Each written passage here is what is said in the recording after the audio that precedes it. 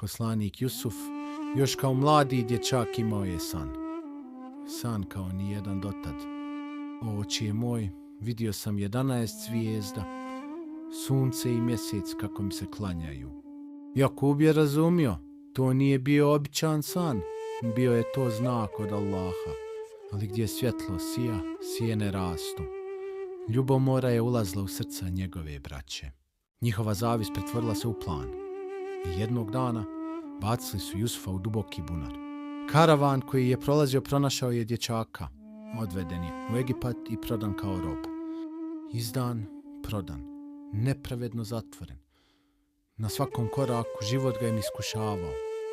Mogao je postati ogorčen, mogao je posumnjati u Allaha, ali on znao je bolje.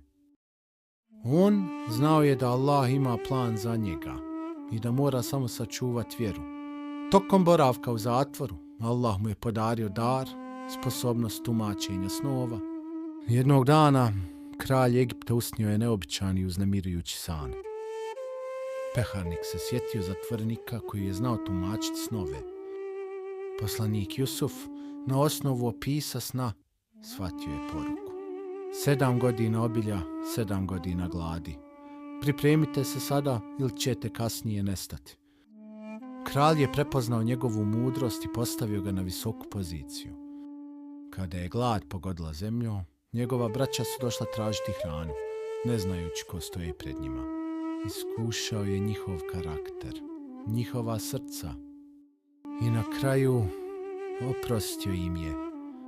Priča o poslaniku Jusufu je priča o strpljenju, oprostu, izdržljivosti, o vjeri u Allaha. Ono što ti misliš da je katastrofa, možda je Allahov plan koji te oblikuje za nešto mnogo veće.